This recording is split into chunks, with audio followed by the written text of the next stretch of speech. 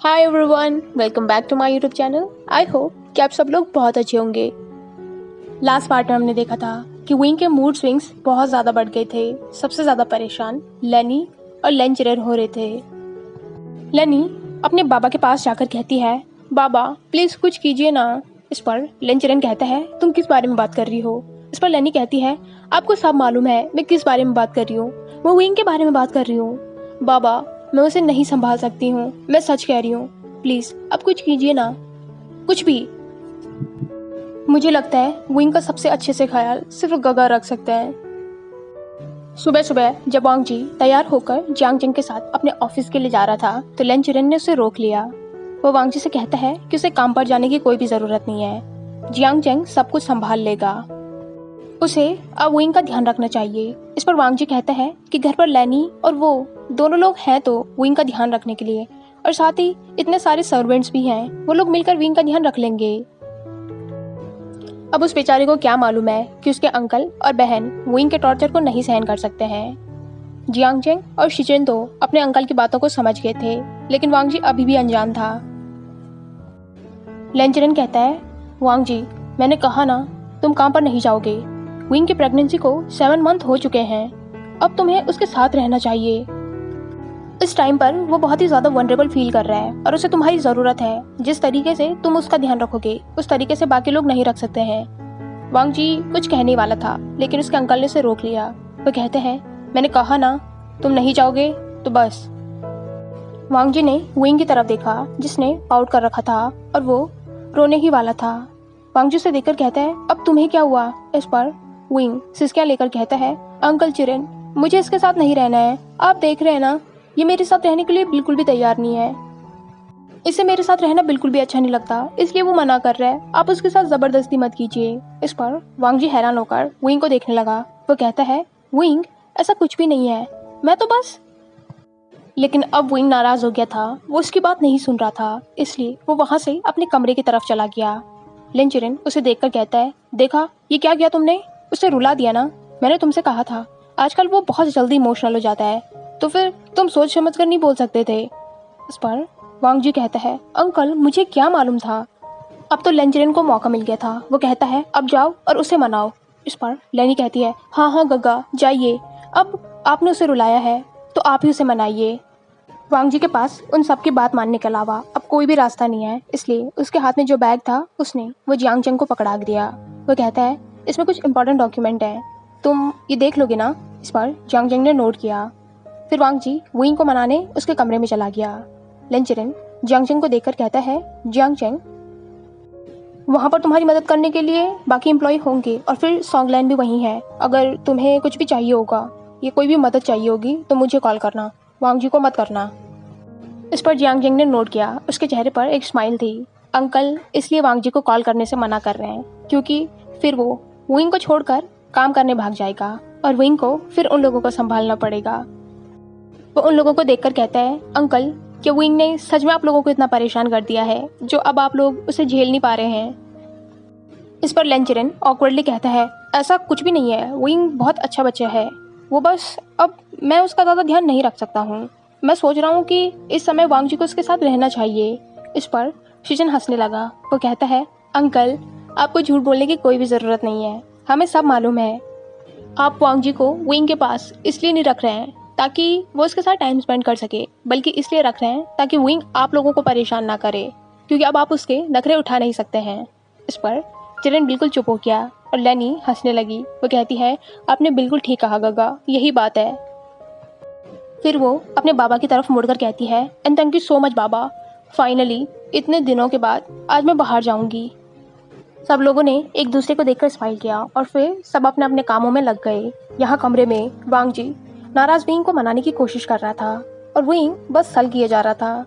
वो वांग जी की तरफ देख भी नहीं रहा था। इस पर वांग जी ने उसका चेहरा अपनी तरफ किया। उसे देखकर कहता है, तुम मुझसे नाराज क्यों हो रहे हो। ऐसा नहीं है कि मैं तुम्हारा ध्यान नहीं रखना चाहता हूँ, वो बस कुछ ज़रूरी काम था इस वजह से। इस पर विंग पाउट करके कहता है, मुझसे भी ज़रूरी, तुम्हारे पास हमेशा ज़रूरी काम रहता है। उसने अपनी बड़ी सी बैली को देखा। वो देखकर कहता है, देखा बेबी बाबा कितने ज़्यादा बिजी हैं, लेकिन तुम चिंता मत करो, मैं तुम्हारा पूरा ख्याल रखूंगा, इसे रहने दो। वांग जी ने सॉफ्टली विंग की बेली पर अपने हाथ लगाए। वो उसके पास जाकर कहता है, ऐसा कुछ भी नहीं है, तुम्हारे बाबा बिल्कुल झूठ बोल रहे हैं, मैं तुम्हारा पूरा ख्याल रखूंगा, मैं तुमसे बहुत प्यार करता हूँ। उसने विंग की तरफ देखा। वो विंग से कहता है, उसे इस तरीके से मत बोलो, वो फिर तुम्हारी तरफ बाइस होगा। इस पर विंग मुंह बनाकर कहता है, वो तो होगा ही ना, मैं उससे ज़्यादा प्यार करूंगा और तुम इसी तरीके से काम में बिजी रहोगे। इस पर वांग जी कहता है, ऐसा कुछ भी नहीं है। उसने विंग को अपनी लैब में खींचा और धीरे धीरे वो विंग की बेली पर अपने हाथ फहराने लगा। विंग को बहुत ही ज़्यादा अच्छा लग रहा था। वैसे तो वांग जी हर समय उसकी ऐसे ही केयर करता है, उसका ऐसे ही ध्यान रखता है, लेकिन विंग के लिए वो सब कुछ भी कम है। उसे वांग जी की पूरी अटेंशन चाहिए। वो चाहता है कि वांग जी हर समय उसके साथ रहे। वो मन ही मन में लन चिरन को थैंक यू कर रहा था, क्योंकि अगर वो वांग जी को नहीं मनाता तो वांग जी उसके साथ इतना टाइम स्पेंड नहीं करता। बहुत देर तक वांग जी विंग के साथ ही रहा। फिर विंग धीरे धीरे सो गया। वांग जी ने उसे ब्लैंकेट से कवर किया और उसके बाद वो बाहर आ गया। उसने देखा तो घर में ना ही उसके अंकल थे और ना ही लेनी थी। उसके ब्रदर और जियांग चेंग तो सुबह ही काम पर चले गए थे, लेकिन ये दोनों कहाँ गए, वह भी यही सोच रहा था। उसने बटलर से कहा, अंकल कहाँ पर है और लेनी कहाँ है। इस पर बटलर कहता है, यंग मास्टर, मिस लैन तो सुबह ही अपने दोस्तों के साथ चली गई और मास्टर भी अपने कुछ दोस्तों के साथ टहलने निकले हैं। इस पर वांग जी कहता है, मुझे पता था। विंग के साथ इन लोगों को बाहर जाने को नहीं हो रहा था ना, इसीलिए इन लोगों ने मुझे घर पर रोका। इस पर बटलर को भी हंसी आ गई, क्योंकि उसे भी मालूम है कि विंग ने उन दोनों को कितना परेशान किया था और वो कितना ज़्यादा कोशिश कर रहे थे कि विंग के साथ वांग जी रुक जाए। बटलर को हंसता देख वांग जी कहता है, अंकल आप भी उनके साथ मिले हुए थे ना, आपने मुझे पहले नहीं बताया। इस पर बटलर कहता है, यंग मास्टर ऐसी कोई भी बात नहीं है, क्या आपको भूख लगी है, आप कुछ खाएंगे। वांग जी कहता है, नहीं मुझे भूख नहीं लगी है, लेकिन फिर भी आप कुछ खाने को बना दीजिए। विंग अभी सो रखा है, लेकिन वो थोड़ी देर में जाग जाएगा और फिर उसे भूख लगेगी। बटलर नोट करके किचन में चला गया और वांग जी वहीं सोफा पर बैठ गया। उसने एक मैगजीन उठाई और उसे पढ़ने लगा। वांग जी को वहाँ पर बैठे हुए थोड़ी ही देर हुई थी कि कमरे से विंग बाहर आने लगा। वो अभी भी आधी नींद में था और अपनी आंखों को मसल रहा था। वो वांग जी को देखकर कहता है, लानजान मुझे बहुत ज़्यादा भूख लग गई है। उस पर वांग जी ने बटलर को आवाज़ लगाई। विंग आकर सोफे में वांग जी के पास बैठ गया था। उसने अपना हेड वांग जी के शोल्डर पर रखा। वांग जी उसके बालों को सहला रहा था। वो उससे कहता है कि तुम्हें अच्छी नींद आई। इस पर विंग ने नोट किया। वो कहता है, लेकिन मुझे बहुत ज़्यादा भूख लग गई है। वो आसपास देखकर कहता है, अंकल और लैनी कहाँ पर है। इस पर वांग जी ने उन्हें बता दिया कि वो लोग बाहर गए हुए हैं। बटलर विंग के लिए लोटस का सूप लेकर आया, जिसे देखकर विंग की आंखें चमक गई थी। वो बटलर को देखकर कहता है, अंकल आपको कैसे पता चला कि मेरा यही खाने का मन कर रहा है। आप कितने स्वीट हो। विंग के चेहरे की चमक देखकर वांग जी भी खुश हो गया था। उसने स्माइल करके बटलर की तरफ देखा। इस पर बटलर विंग को देखकर कहते हैं, क्योंकि यंग मास्टर पिछले 1 महीने से आप इस टाइम पे यही खा रहे हैं। विंग ने तो बहुत ही खुशी से वो सूप उनके हाथों से ले लिया, लेकिन वांग जी का चेहरा उतर गया था। उसे तो लगा था कि विंग का जो खाने का मन कर रहा था आज उसे वही बनकर मिला, लेकिन उससे क्या मालूम है कि विंग पिछले 1 महीने से यही खा रहा है और फिर भी इतना ज़्यादा एक्साइटेड है। लेकिन फिर विंग को खुश देखकर उसके चेहरे पर भी स्माइल आ गई थी। विंग सूप पी रहा था और वांग जी धीरे धीरे उसकी पीठ सहला रहा था। वो उसे बीच बीच में पानी भी पिला रहा था। सूप खत्म होने को ही था कि वांग जी ने देखा कि विंग धीरे धीरे रो रहा है। वांग जी ये देखकर डर गया था। वो उसका चेहरा उठाकर कहता है, विंग क्या हुआ, क्या सूप अच्छा नहीं है, क्या तुम्हें कुछ और खाना है, तुम्हें जो भी चाहिए मैं मंगवा दूंगा। लेकिन विंग ने कुछ नहीं कहा। वो तो अभी भी रो रहा था। उसकी आंखों से मोटे मोटे आंसू गिर रहे थे। ये देखकर वांग जी पैनिक हो गया। उसने बटलर की तरफ देखा। बटलर भी नर्वस हो गया था। उसने कुछ नहीं किया। विंग को थोड़ा सा शांत करने के बाद वांग जी कहता है, क्या हुआ है। इस पर विंग कहता है, मुझे ये सूप पीकर अपनी शिजे की याद आ रही है। लानजान मुझे उनसे मिलना है। ये सूप बिल्कुल भी वैसा नहीं हो रहा है जैसा शिजे बनाती हैं। प्लीज़ मुझे उनसे मिलना है, मुझे उनके हाथों का सूप पीना है। ये देखकर वांग जी ने अपना सिर पकड़ लिया, लेकिन फिर वो विंग को समझाकर कहता है, विंग तुम अभी यान लीजिए से नहीं मिल सकते हो। तुम्हें मालूम है ना, वो 8 मंथ प्रेग्नेंट है। वो तुम्हारे लिए सूप नहीं बना सकती हैं। जब वो बेबी को डिलीवर कर देंगी उसके बाद मैं पर्सनली उनसे कहूँगा, वो तुम्हारे लिए ज़रूर सूप बनाएंगी, प्लीज़। लेकिन विंग का चेहरा उतर गया था। वो कहता है, मुझे उनकी याद आ रही है, मुझे उनसे बात करनी है। इस पर वांग जी ने अपना फ़ोन निकाला और उसने यानली जीजे को वीडियो कॉल करा। कॉल जिन जिशवान ने उठाया। जिशवान वांग जी का कॉल देखकर हैरान था। वांग जी यानली को क्यों कॉल कर रहा है? तभी वांग जी कहता है, मिस्टर जिन, क्या हम यानली जी से बात कर सकते हैं? यानली बेड पर बैठी एक बुक पढ़ रही थी। अपना नाम सुनकर वो जिशवान से कहती है, कौन है? इस पर जिशवान ने फ़ोन यानली को दिया तो वहाँ पर वांग जी था। यानली वांग जी को देखकर कहती है, मिस्टर लेन। वांग जी कहता है, जीजिए आप कैसी हैं? इस पर यानली ने नोट किया। वो कहती है, मैं ठीक हूँ, आशन कैसा है? इस पर वांग जी कहता है, विंग को आपकी बहुत ज़्यादा याद आ रही थी, इसलिए वो आपसे बात करना चाहता है। तभी विंग ने वांग जी के हाथ से फ़ोन ले लिया। यानली का चेहरा देखकर वो चिल्लाकर कहता है, शीजिए, मैं आपको कितना ज़्यादा मिस कर रहा हूँ, प्लीज़ मेरे पास आ जाइए ना। यानली उसे अपनी बड़ी सी बेली दिखाकर कहती है, मैं इसे लेकर तुम्हारे पास कैसे आऊँगी आशियन? लेकिन आई प्रॉमिस, कुछ महीनों बाद मैं तुमसे मिलने ज़रूर आऊँगी। क्या तुम अपने नेफ्यू और नीस से मिलने के लिए एक्साइटेड नहीं हो? मैं तो बहुत ज़्यादा एक्साइटेड हूँ। विंग खुश होकर कहता है, मैं भी एक्साइटेड हूँ। इस पर यानली कहती है, हाँ तो अपना और अपने बेबी का अच्छे से ध्यान रखो। जब मैं तुमसे मिलने आऊँगी तो तुम दोनों ही बिल्कुल हेल्दी होने चाहिए। इस पर विंग ने नोट किया। बहुत देर तक यानली और विंग आपस में बातें करते रहे। यानली से बात करने के बाद विंग का मूड बहुत ही ज़्यादा अच्छा हो गया था और विंग को खुश देखकर वांग जी ऑटोमेटिकली खुश हो जाता है। लेंचरेन और लेनी दोनों ही सीधे शाम को घर आए, साथ ही शिचन और जियांगजेंग भी। वांग जी अभी भी सोफा पर बैठा टीवी देख रहा था और विंग उसके पास ही बैठा हुआ था। उसने अपना हेड वांग जी के शोल्डर में रखा हुआ था। वांग जी धीरे धीरे उसकी बेली को सहला रहा था। विंग बहुत ही ज़्यादा काम लग रहा था। उसे वांग जी की प्रेजेंस और उसकी केयर बहुत ही ज़्यादा अच्छी लग रही थी। जब लेंचरेन ने ये देखा तो उसने गहरी शाई की और लेनी को देखकर कहता है, आई होप कि विंग ने वांग जी को ज़्यादा परेशान न किया हो। इस बात पर लेनी हंसने लगी।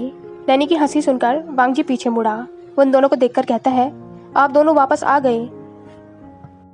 चिरन और लेनी आकर उन दोनों के पास बैठ गए। लेंजरन कहता है, थैंक यू सो मच वांग जी, तुम्हारी वजह से आज मैं अपने दोस्तों के साथ जा पाया।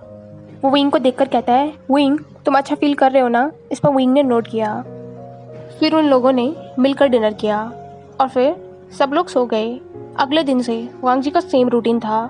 लेंचरन ने अब उसे ऑफिस जाने से बिल्कुल मना कर दिया था। जब तक विंग डिलीवर नहीं कर देता तब तक वो बिल्कुल भी ऑफिस नहीं जाएगा। वांग जी ने भी इस बात के लिए नोट किया क्योंकि उसे विंग की चिंता है। वही विंग का अच्छे से ख्याल रख सकता है। उसे मालूम है उसके अंकल और घर में कोई और विंग के टेंट्रम नहीं सहन कर सकता और ना ही उसके अलावा कोई विंग को काम डाउन कर सकता है। इसलिए जब तक विंग बर्थ नहीं दे देता तब तक वांग जी को उसका अच्छे से ख्याल रखना पड़ेगा। नेक्स्ट डे से वांग जी का रूटीन स्टार्ट हो गया था। डेली अब वो विंग का ख्याल रखता था। उसे बाहर घुमाने ले जाया करता था, उसके लिए खाना बनाना, उसे कहानियाँ सुनाना और बहुत सारी चीज़ें। अभी भी विंग मज़े से लोटस सूप पी रहा था, लेकिन आज इस सूप को पीकर उसके चेहरे पर एक अलग ही स्माइल आई। वो वांग जी को देखकर कहता है, लॉन्जान, ये सूप बिल्कुल शिजी के सूप जैसा टेस्ट कर रहा है। इस पर वांग जी के चेहरे पर बड़ी स्माइल आ गई। वो कहता है, सच में? इस पर विंग ने नोट किया। वांग जी कहता है कि तुम्हें ये पसंद आया? इस पर विंग ने नोट किया। वो बटलर को देखकर कहता है, अंकल इसी तरीके से बनाया कीजिए ना। इस पर बटलर स्माइल करके कहता है, यंग मास्टर, ये सूप मैंने नहीं बनाया है, ये यंग मास्टर ने बनाया है। उसने वांग जी की तरफ इशारा किया। विंग की आंखें शौक में बड़ी हो गई थी। वो वांग जी को देखकर कहता है, लॉन्जान ने। इस पर बटलर ने नोट किया। विंग कहता है, आप झूठ बोल रहे हैं, लॉन्जान को खाना बनाना नहीं आता है। इस पर बटलर कहता है, मैं सच कह रहा हूँ, ये यंग मास्टर ने आपके लिए बनाया है। विंग वांग जी को सस्पिशियस नज़रों से देख रहा था। वांग जी उससे कहता है, क्या? इस पर विंग कहता है, ये तुमने नहीं बनाया ना, तुम्हें खाना बनाना नहीं आता है। इस पर वांग जी कहता है, ये मैंने बनाया है, खाना बनाना तुम्हें नहीं आता है, मुझे आता है। विंग ने फिर से सूप पिया। वो वांग जी को देखकर कहता है, लहनजान, ये बिल्कुल शिजी के सूप जैसा टेस्ट कर रहा है। उस पर वांग जी खुश होकर कहता है, क्योंकि यानली जीजी ने ही मुझे रेसिपी बताई है, उन्होंने मुझे बताया और मैंने फॉलो किया। लेकिन मुझे मालूम नहीं था कि तुम्हें ये इतना पसंद आएगा, क्या ये इतना परफेक्ट है। इस पर विंग बहुत ज़्यादा खुश हो गया था। वो वांग जी को चीक पर किस करके कहता है, लानसान ये बहुत ही ज़्यादा अच्छा था, मुझे तो महसूस ही नहीं हुआ। बटलर ने जब ये देखा तो वो वहाँ से चला गया। उनका स्वीट सा टाइम इसी तरीके से बीत रहा था। विंग की प्रेगनेंसी को अब 8 मंथ हो चुके थे और यानली की 9th मंथ। यानली कभी भी बर्थ दे सकती थी और कुछ ही दिनों बाद उन लोगों को न्यूज़ मिली कि यानली ने एक प्यारे से बेबी बॉय को जन्म दिया है। उन लोगों के यहाँ पर सब लोग बहुत ज़्यादा खुश थे। सब लोग यानली से मिलने गए और उसके बेबी को देखने गए। सिर्फ विंग और वांग जी नहीं जा पाए। वांग जी को विंग का ध्यान रखना था। विंग बहुत ज़्यादा सैड था तो वांग जी कहता है, विंग जब तुम बर्थ दे दोगे ना उसके बाद हम ज़रूर जाएंगे। और फिर तुमने जियांग चिंग से कहा है ना वो तुम्हारे लिए बहुत सी फोटोज़ खींच कर लाएगा, तुम चिंता मत करो। इस पर विंग ने नोट किया। विंग को बर्थ देने में सिर्फ अब 1 मंथ रह गया था, इसलिए वो बहुत ज़्यादा नर्वस था और वांग जी बहुत ही ज़्यादा कॉशियस। वो हर समय विंग के पास ही रहता था, एक भी पल उसे अकेला नहीं छोड़ता था। उसे डर था कि विंग को कभी भी लेबर पेन हो सकता है और उस समय वांग जी उसके पास रहना चाहिए। सब लोगों ने अब विंग का ज़्यादा ध्यान रखना स्टार्ट कर दिया था। सब लोगों की अटेंशन अब उस पर ज़्यादा रहती थी। वांग जी और विंग ने एक प्यारा सा बेबी के लिए नर्सरी रूम भी बनाया था। वो रूम पूरा स्टफ टॉयज से भरा हुआ था। साथ ही विंग ने एक प्यारी सी पेंटिंग भी उस कमरे के लिए बनाई थी। विंग को वो रूम डेकोरेट करना बहुत ज़्यादा अच्छा लगता है और वांग जी उसमें उसकी मदद किया करता है। धीरे धीरे ये लास्ट मंथ भी बीत गया था। बंजिंग ने वांग जी को बिल्कुल साफ साफ कहा था कि विंग बहुत ही ज़्यादा डेलिकेट और वनरेबल है, इसलिए उसे हर समय उसके साथ ही रहना होगा ताकि कोई भी प्रॉब्लम ना हो। और उसकी बात वांग जी बहुत अच्छे से मान रहा था। और फिर उसकी मदर इन लॉ तो थी ही, उसे टाइम टाइम पर इंस्ट्रक्शन देने के लिए, जिन्हें वांग जी एज इट इज़ फॉलो किया करता था। इसी तरीके से उस दिन लेन चिरेन अपने ओल्ड फ्रेंड्स के साथ वॉक के लिए गया था और लेनी भी अपने फ्रेंड्स के साथ गई हुई थी। जियांग किंग अपने काम पर और शिचेन अपने काम पर गया हुआ था। वांग जी बटलर के साथ विंग का ध्यान रख रहा था। विंग ने उसकी लैब में अपना सिर रखा हुआ था और वांग जी उसके लिए एक स्टोरीज पढ़ रहा था। सडनली विंग को कुछ महसूस हुआ और वो उठकर बैठ गया। वांग जी उससे कहता है, विंग क्या हुआ कि तुम्हें भूख लग गई। विंग ने अपनी बैली को पकड़ा हुआ था। उसने वांग जी की तरफ देखा, उसके चेहरे के एक्सप्रेशन बदल गए थे। वो कहता है, लानसान मुझे पेन हो रहा है। हाय एवरीवन, आई होप कि आपको ये पार्ट पसंद आया हो। अगर आपको ये वीडियो पसंद आई हो तो इसे लाइक, कमेंट, शेयर और चैनल को पक्का से सब्सक्राइब कीजिए। Thank you.